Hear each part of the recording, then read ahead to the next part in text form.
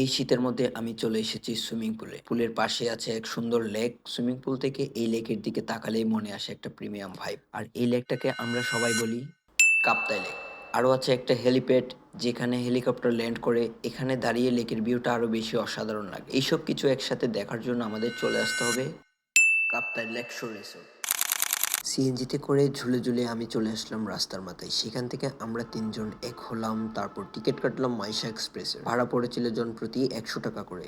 বাসে করে আমাদের গন্তব্য ছিল লিচু বাগান পর্যন্ত। সেখান থেকে 400 টাকায় সিএনজি নিয়ে আমরা রওনা দিলাম কাপ্তাই লেক শোর রিসোর্টের দিকে। যাওয়ার পথে নেভি ক্যাম্প রোড থেকে লেকের ভিউটা সত্যি অনেক সুন্দর লাগছিল। অবশ্য এই জায়গাগুলো আমাদের চট্টগ্রামের বেশিরভাগ মানুষের এক্সপ্লোর করা হয়ে গেছে, তবু প্রতিবার কাপ্তাই আসলে ভিউটা আগের মতোই মন কেড়ে। ফাইনালি আমরা চলে আসলাম কাপ্তাই লেক শোর রিসোর্টে। জন প্রতি 300 টাকা করে টিকিট কেটে আমরা ভিতরে ঢুকলাম। ভিতরে ঢুকতেই চোখে পড়লো জায়গাটা সত্যি অনেক সুন্দর। চলুন লেক শোর রিসোর্টের ভিতরের কিছু জায়গা আপনাদেরকেও এক্সপ্লোর করে দেখেন।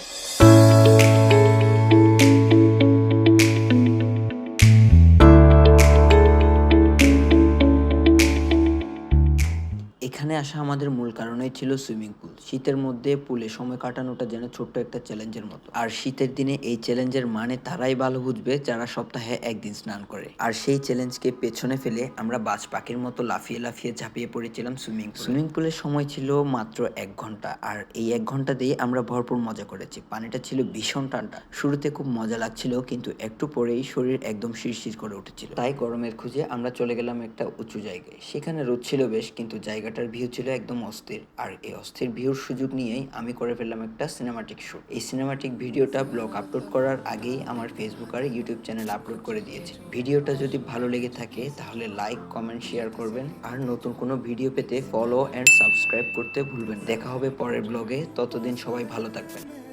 पास है ऐसे मेरा कोई एहसास है जैसे